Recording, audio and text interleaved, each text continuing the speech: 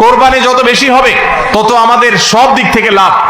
যারা কোরবানি বিদ্বেষী, সেকুলার, বিশেষ করে এক শ্রেণীর মুসলিম বিদ্বেষী নাস্তিক আছে, কোরবানির মৌসুম আসলেই দেখবেন এদের পাখা গজায়।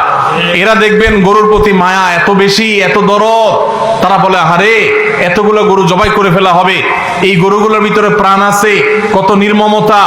এরকম দেখবেন এরা এখন থেকে, এই কদিন পর থেকে দেখবেন সোশ্যাল মিডিয়াতে, ফেসবুকে তাদের এই সমস্ত জিগি শুরু হয়ে যাবে।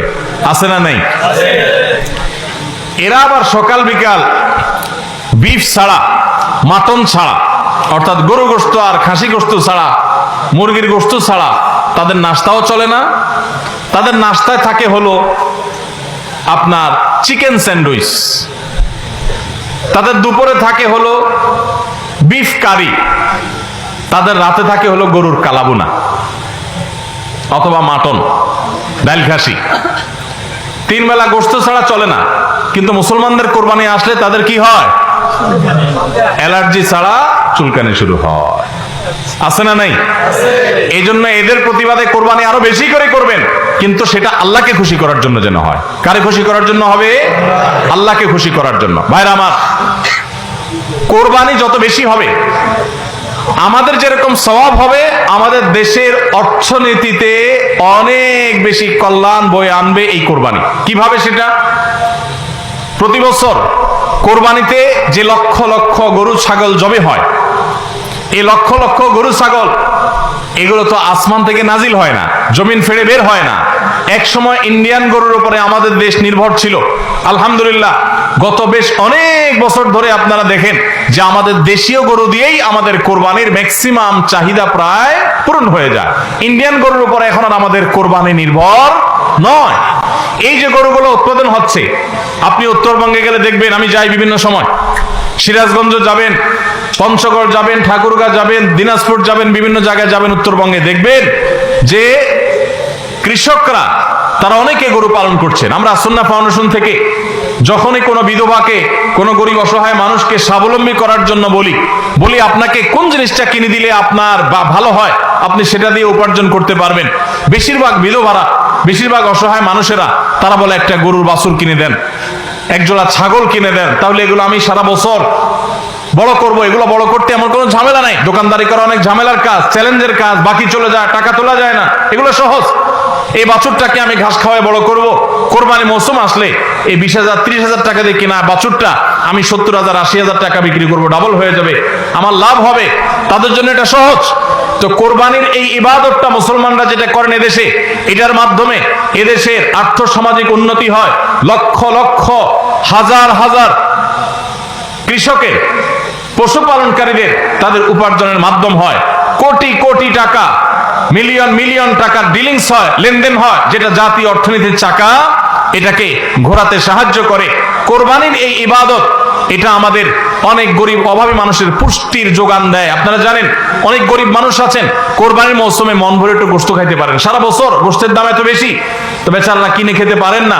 তাহলে কোরবানির এই গোশত, কোরবানির এই উৎসব, এই ইবাদত, এটার মাধ্যমে পশুপালনকারীদের উপার্জনের মাধ্যম হয়। সারা বছর যারা অপেক্ষা করে কোরবানির সময় পশু জবাই করে, পশু বিক্রি করে আবার তারা পশুপালন করবে, এর মাধ্যমে তাদের আর্থিক যে অনটন আছে এটা দূর হয়, তাদের উপার্জনের মাধ্যম হয়। আবার গরিব অভাবী মানুষ যারা আছে, যারা পুষ্টির অভাবে থাকে, পুষ্টিহীনতায় থাকে, তাদের আমিষের অভাব থাকে, তাদের খাদ্যের মধ্যে আমিষ পরিমাণ মতো থাকে না, সেই লোকগুলোর এই কোরবানি উপলক্ষে এক একজন 2 কেজি 4 কেজি 5 কেজি গোশত পাইলে কয়েকদিন ধরে তারা আমিষ খেতে পারে, তাদের পুষ্টির যোগান হয়। ভাইরা আমার, এর মাধ্যমে লক্ষ লক্ষ কোটি কোটি টাকা লেনদেন হওয়ার কারণে দেশের অর্থনীতির চাকা সচল হয়। নানা দিক থেকে এর পার্থিব উপকারিতা আছে। যারা কোরবানির বিরোধিতা করে ওরা বসে বসে ওই মাটন কারি, ওই বসে বসে আপনার বিফ, বসে বসে চিকেন স্যান্ডউইচ, এবং বসে বসে তারা বার্গার খাওয়া ছাড়া আর কোনো কাজ তাদের নাই। এদেশের অর্থনৈতিক উন্নয়নের পিছনে তাদের কোনো ভূমিকা নাই। প্রবাসের যে রেমিটেন্স এদেশে আছে, যত রেমিটেন্স আসে, যেটি আমাদের দেশের অর্থনীতির চাকাকে সবচেয়ে বেশি সচল রাখে, গার্মেন্টস শিল্প একটা চাকা আর রেমিটেন্স আরেকটা চাকা, এই 2টা চাকা আমাদের দেশের অর্থনীতিকে মূলত সচল রাখে। সবচেয়ে বেশি বৈদেশিক মুদ্রা আমরা কামাই এই দুইটা মাধ্যমে। ভাইরা আমার, আপনারা নিশ্চয়ই জানেন চাঁদপুর এলাকার মানুষ আপনারা, এই চাঁদপুরে প্রায় প্রতিটা ঘরে ঘরে বিদেশি আছে না নাই? প্রত্যেকটা ঘরে ঘরে প্রায় অনেক প্রবাসী ভাইরা আছেন। এই প্রবাসী ভাইরা যারা আছেন, যাদের টাকায় এদেশের অর্থনীতির চাকা চলে, তারা ম্যাক্সিমাম মিডল ইস্ট প্রবাসী বা মালয়েশিয়ান প্রবাসী, ম্যাক্সিমাম তারা মুসলিম কান্ট্রিগুলোতে শ্রম দিতে গেছেন এবং তাদের ঘাম ঝরানো টাকা দিয়ে দেশ সচল হয়। আর এই দেশের আইন, এদেশের নিয়ম, এদেশের সংবিধান, এদেশের সবকিছুর ক্ষেত্রে সবচেয়ে বেশি পোদ্দারি করে হলো ইসলাম বিদ্বেষীরা, আর টাকাটা আনে সবচেয়ে বেশি ইসলামিস্টরা। যত মধ্যপ্রাচ্য প্রবাসীরা টাকা আনে, তাদের 99% তারা আলহামদুলিল্লাহ ইসলামকে ভালোবাসে, মহব্বত করে। আমি 10 বছর সৌদি আরবে প্রবাসী ছিলাম, আমি জানি। আমি মিডল ইস্টের বিভিন্ন দেশ ঘুরে ঘুরে প্রবাসীদের ব্যক্তিগত জীবন, তাদের চিন্তা দর্শন, এগুলোকে কাছে থেকে দেখার সুযোগ আমার হয়েছে। প্রবাসীদের যে টাকা, এদেশের অর্থনীতির চাকা সবচেয়ে বেশি সচল থাকে।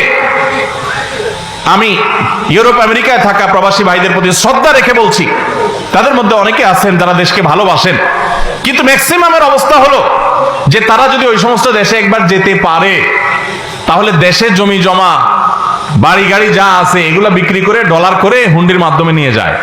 কারণ ওই দেশে তার একটা বাড়ি কেনা লাগবে, কারণ সে সেখানকার নাগরিক হয়ে যায়। আর মিডল ইস্টে যারা যায় তারা নাগরিক হইতে পারে না, এই জন্য ওখান থেকে একটা রিয়াল, একটা দিরহাম পারলে ওইটা বাঁচিয়ে দেশে পাঠায়। ঠিক না ঠিক? অতএব কোরবানির উৎসবের মাধ্যমে দেশের অর্থনীতির চাকা সচল হয়, প্রবাসীদের কষ্টার্জিত আয়ের মাধ্যমে দেশের অর্থনীতির চাকা সচল হয়। এদেশের অর্থনীতির চাকা সচল হওয়ার পেছনে সবচেয়ে বেশি ভূমিকা যাদের, তাদের বিরুদ্ধাচরণকারী যাদের কোনো ভূমিকা নাই, বসে বসে বার্গার খাওয়া ছাড়া, চিকেন আর বিফ কাট, আপনার মাটন খাওয়া ছাড়া যাদের আর কোনো কাজ নাই, এরাই কোরবানি আসলে গরুর জন্য মায়া কান্না শুরু করে। এজন্য এদের প্রতিবাদে আরো বেশি বেশি করে কোরবানি করবেন। আপনাদেরকে কোরবানি কম করতে বলি, কোরবানির উদ্দেশ্য যেন হয় আল্লাহকে শুধু খুশি করা, সেটা নিশ্চিত করতে হবে। সবাই চেষ্টা করবো তো ইনশাআল্লাহ? আল্লাহ আমাদের সবাইকে আল্লাহর উদ্দেশ্যে কোরবানি করার তৌফিক দান করুন।